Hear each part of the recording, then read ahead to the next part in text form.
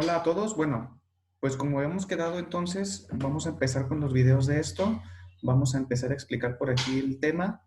Solamente voy a compartir ahorita la pantalla. Vamos a compartir absolutamente todo lo que estamos viendo, los nuevos temas, y con esto empezaremos. ¿Sí? Ok, bueno. Aquí lo que ustedes están viendo es una presentación que diseñé yo y que nos explica en dónde nos habíamos quedado.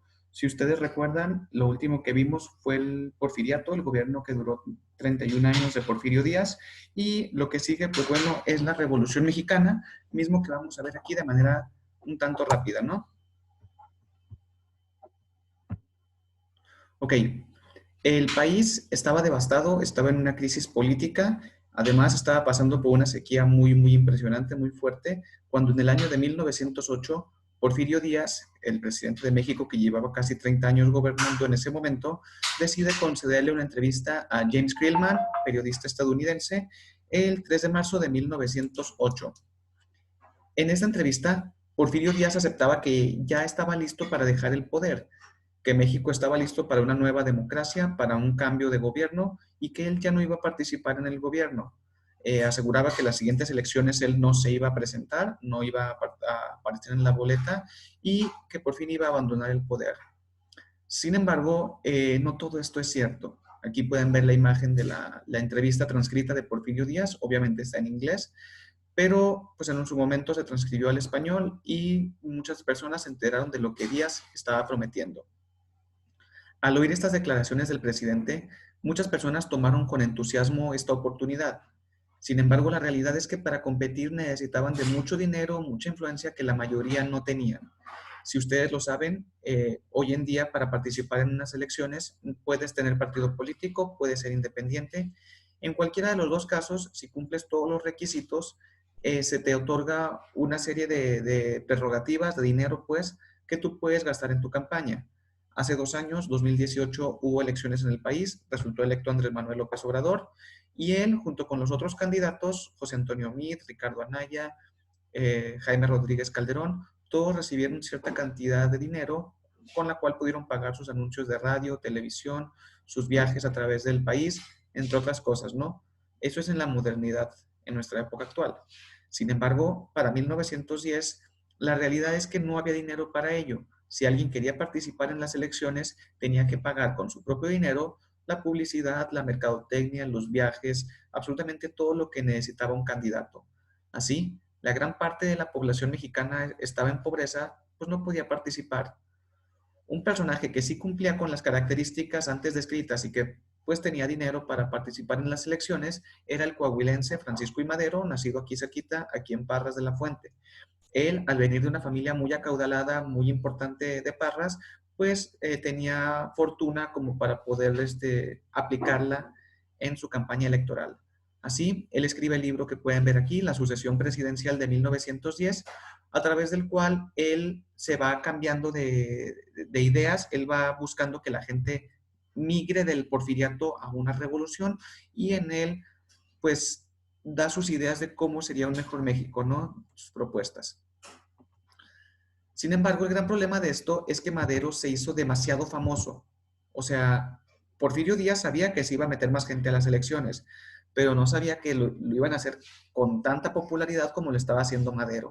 Así, Francisco y Madero era tan popular en el país que representó una amenaza para Porfirio Díaz, quien tuvo que buscar algo que hacerle, ¿no?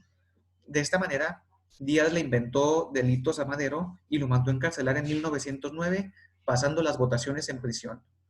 Porfirio Díaz, llegando al día de las elecciones, se metió en la boleta electoral, aunque había dicho que ya no lo iba a hacer, se postuló nuevamente y siendo el único candidato, pues obviamente ganó.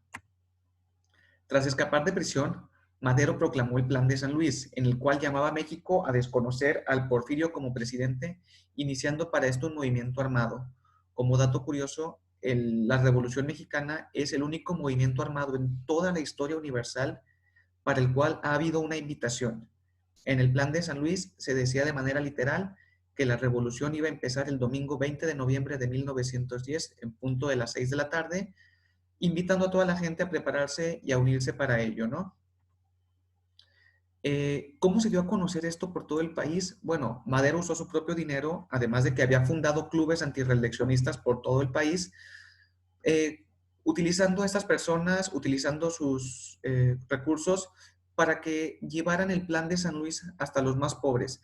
Si bien México era un país prácticamente lleno de analfabetas en ese momento, pues aquellos que sí sabían leer, aquellos que sí sabían escribir y que estaban inscritos en estos clubes del partido antirreeleccionista, tenían como trabajo llevarle a las personas las palabras de Madero e invitarlos a unirse a la revolución.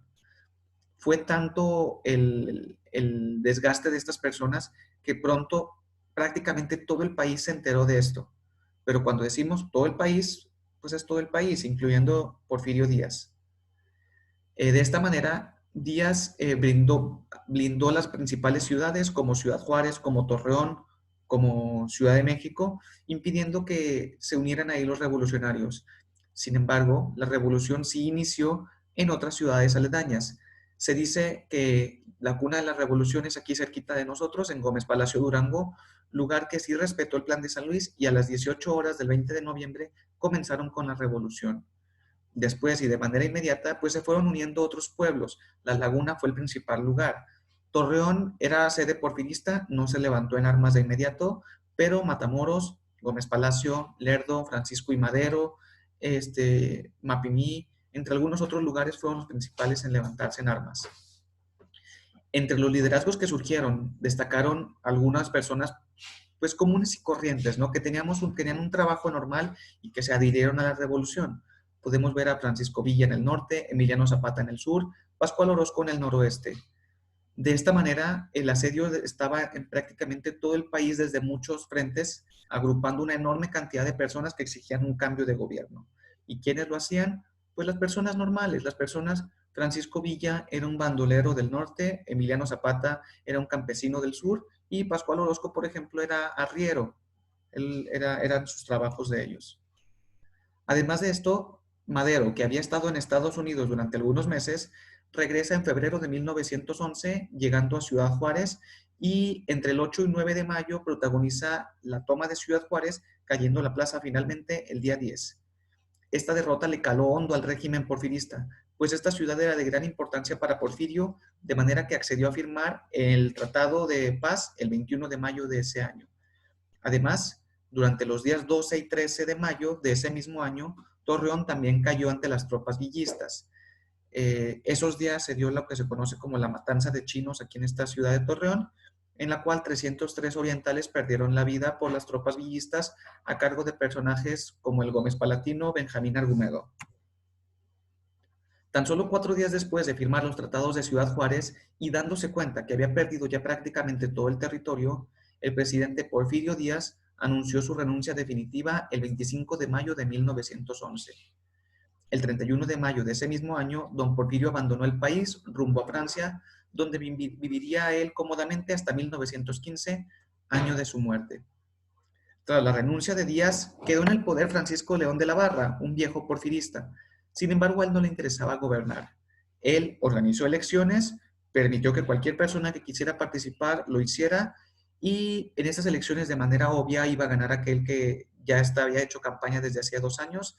Francisco I. Madero se inscribe en las elecciones, participa, es electo y termina siendo presidente de nuestro país, asumiendo el cargo el 6 de noviembre de 1911. Sin embargo, a pesar de que Madero llegó al poder y tumbaron a Porfirio Díaz, la revolución realmente aún no acababa. ¿Por qué? Bueno, ahí me gustaría preguntarles a ustedes, ¿cuánto tiempo consideran que se le tiene que dar a un presidente para que cumpla lo prometido? Por ejemplo, López Obrador entró el 1 de diciembre de 2018 y no ha cumplido algunas de sus promesas. ¿Cuánto tiempo le darían ustedes de manera normal para que lo hiciera? ¿Un año, 2 años, 3, los 6 años completos de su sexenio? Bueno, con Madero la gente no fue tan tolerante. La revolución aún no había terminado, pues aunque Madero estaba en el poder y Porfirio Díaz estaba fuera del país, Emiliano Zapata y el Plan de Ayala tenían otras ideas. ¿Por qué?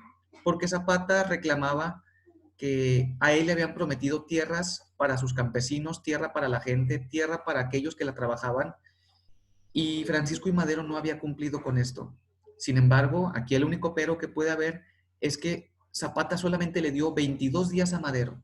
O sea, el 6 de noviembre entró Madero a la presidencia y el 28 de noviembre Zapata se cansó de esperar las tierras y se levantó en armas contra el presidente Francisco I. Madero. Aquí entonces es donde termina esta primera etapa de la revolución, lo que viene siendo la revolución antiporfirista, la revolución maderista. La siguiente etapa la veremos en otro video. Aquí me detengo. Muchas gracias. Cualquier duda, ya saben, me lo pueden preguntar aquí por WhatsApp.